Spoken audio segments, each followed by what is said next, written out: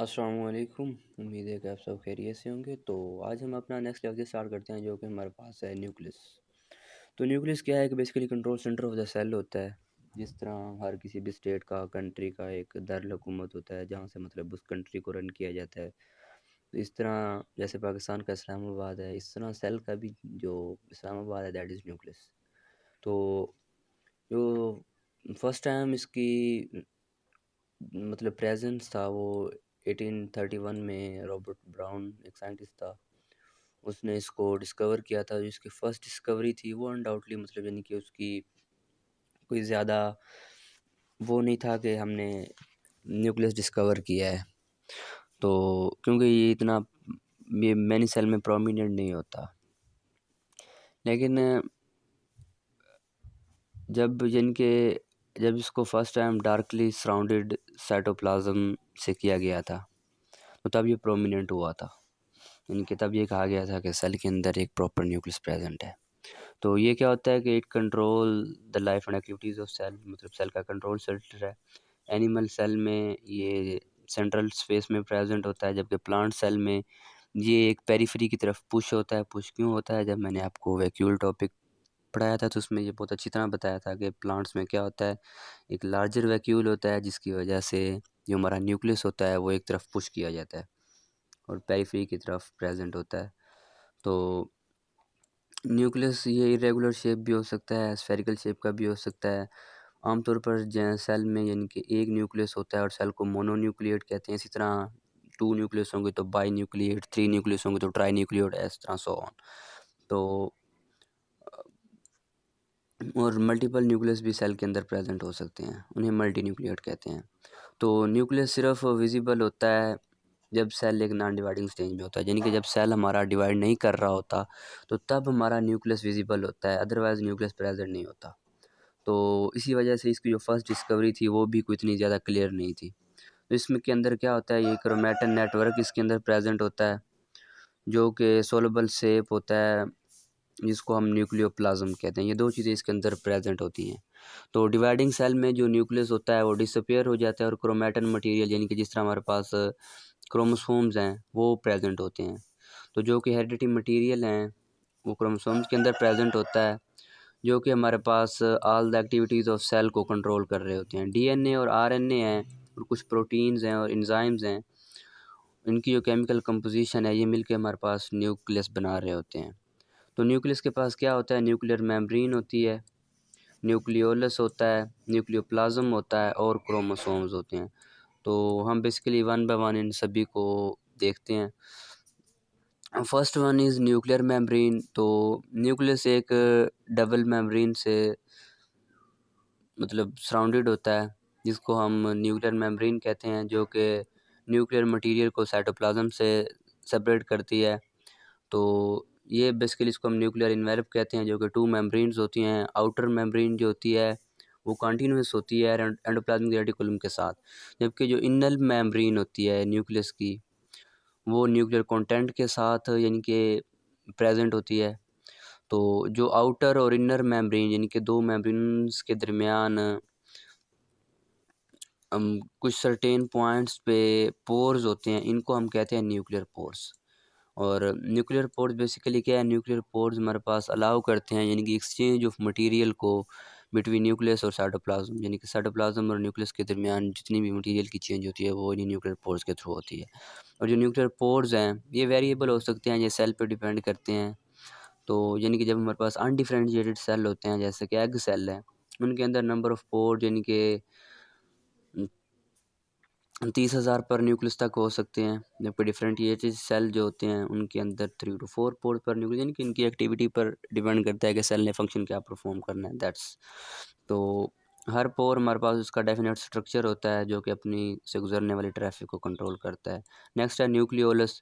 Darkly standard body होती है with in the nucleus में, ये विदाउट एनी मेम्ब्रेन बाउंड्री होती है। तो ये न्यूक्लियर मटेरियल से सेपरेट होता है। तो हर सेल के अंदर 1 और मोर न्यूक्लियोलस प्रेजेंट होते हैं। तो बेसिकली सेल जो न्यूक्लियोलस है तो हमने अपने लास्ट जब हमने राइबोसोम्स पढ़ा था तो हमने देखा था कि राइबोसोम्स सेल की प्रोटीन फैक्ट्री है और राइबोसोम्स की फैक्ट्री क्या है, ये अपने कमेंट में करके बताना है कि क्या चीज़ है। न्यूक्लियोलस। तो न्यूक्लियोलस बेसिकली हमारे पास ये राइबोसोम्स बना रहा होता है, जहाँ से राइबोसोम सिंथेसाइज और स्टोर हो रहे होते हैं। इसके 2 रीजन्स होते हैं, एक पेरिफेरल ग्रैनुलर एरिया होता है जिसमें राइबोसोमल जब यूनिट होते हैं, और एक सेंट्रल फिब्रल एरिया होता है जो कि लार्जर मालिक्यूल यानी कि डीएनए और आरएनए बना रहा होता है। तो यहाँ पे न्यूक्लियोलस है जहाँ पे राइबोसोम्स को सैंपल किया जाता है और एक्सपोर्ट साइटोप्लाज्म न्यूक्लियर पोर्स के थ्रू इनको हम नेक्स्ट यानी कि आगे सेल की तरफ पहुँचाया जाता है। तो नेक्स्ट हमारे पास हैं क्रोमोसोम्स। तो क्रोमोसोम्स क्या हैं कि जो न्यूक्लियस है वो डीपली स्टेन्ड होता है विद द बेसिक टाइज, क्योंकि उनके पास क्रोमैटिन मटेरियल होता है। यानी कि जब हम न्यूक्लियस को देखते हैं कि इसकी नेचर क्या है तो ये बेसिक होता है। किस वजह से? क्योंकि इसके अंदर chromatin material in the form of chromosomes में होता है। और ड्यूरिंग सेल डिवीजन हमारे पास जो क्रोमैटिन मटेरियल होता है, यानी कि जब एक सेल डिवाइड कर रहा होता है तो क्रोमैटिन मटेरियल कन्वर्ट किया जाता है। Darkly stained thread like structure होते हैं जिनको हम कहते हैं कि क्रोमोसोम्स। तो एक कंपाउंड माइक्रोस्कोप होती है, तो उसके अंदर क्रोमोसोम से पेयर होते हैं आर्म्स और सेंट्रोमेयर, यानी कि इनके 2 आर्म्स होते हैं और एक सेंट्रोमेयर होता है जहाँ पे दोनों आर्म्स लगे होते हैं। सेंट्रोमेयर वो प्लेस होती है जहाँ पे स्पिंडल फाइबर आके अटैच होते हैं, यानी कि जब एक सेल डिवाइड कर रहा होता है तो सेल के अंदर स्पिंडल फाइबर्स होते हैं जो कि दोनों क्रोमोसोम्स को, यानी कि हाफ क्रोमोसोम्स एक सेल में जाएंगे और हाफ क्रोमोसोम दूसरे सेल में जाएंगे, यानी बेसिकली दोनों को सेपरेट करते हैं। तो वो चीज़ हमारे पास है ये स्पिंडल फाइबर्स। तो हमारे पास हर जो क्रोमोसोम्स होता है वो 2 आइडेंटिकल क्रोमैटिन उनके पास प्रेजेंट होते हैं a beginning of the cell, जो कि सेल डिवीजन को स्टार्ट करवाते हैं। तो क्रोमाटिड हमारे पास होता है वो एग्जैक्ट रेप्लिका होता है क्रोमोसोम्स का। तो जो हमारे पास एक क्रोमोसोम्स होता है उसके अंदर क्या होता है, डीएनए और प्रोटीन होती हैं और आल जो इन्फॉर्मेशन नेसेसरी होती हैं to control the activities of cell. यानी कि बेसिकली जिस तरह सेल तमाम एक्टिविटीज़ को न्यूक्लियस से कंट्रोल कर रहे थे, हम तो ये कहते हैं, लेकिन न्यूक्लियस के अंदर जो हेरिडिटी मटीरियल्स होते हैं, हर ऑर्गेनिज्म हर स्पीशीज़ का अलग अपना हेरिडिटी मटीरियल होता है, उसमें नंबर ऑफ़ क्रोमोसोम्स डिपेंड कर रहे होते हैं, तो वो ही उसकी इन्फॉर्मेशन को, इनके उसकी एक्टिविटीज़ को कंट्रोल करवा रहे होते हैं। तो उसकी मतलब क्रोमोसोम्स के ऊपर in the form of genes होते हैं जो कि ट्रांसफ़र होते हैं one generation to another generation. ये जो नंबर ऑफ़ क्रोमोसोम्स है वो हर इंडिविजुअल में सेम होता है, एक सेम स्पीशी के, तब भी जनरेशन टू जनरेशन जो हमारी ट्रेड्स होती हैं वो एक जैसी रहती हैं। जैसा कि इंसानों में नंबर ऑफ़ क्रोमोसोम्स 46 क्रोमोसोम्स होते हैं, फ्रॉग सेल में 26 होते हैं, चिंपैंजी में 48 होते हैं और 8 क्रोमोसोम्स होते हैं फ्रूट फ्लाई में, और ड्रोसोफिला मेलानोगास्टर फ्रूट फ्लाई का साइंटिफिक नेम है।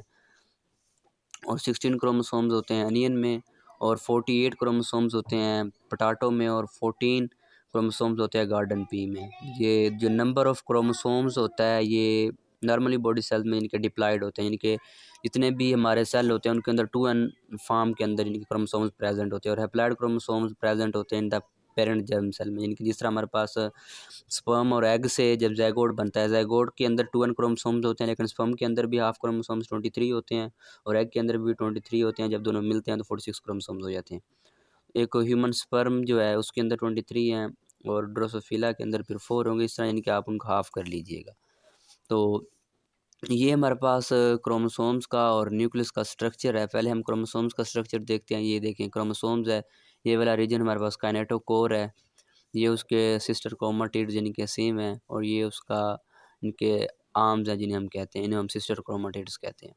तो ये हमारे पास न्यूक्लियस है।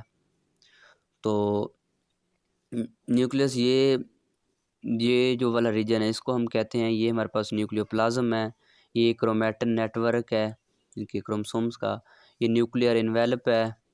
ये जो डार्कली स्टेन्ड रीजन है जिसको हम न्यूक्लियोलस कहते हैं, और ये वाले जो पोर्स हैं इनको हम कहते हैं कि दीज आर न्यूक्लियर पोर्स।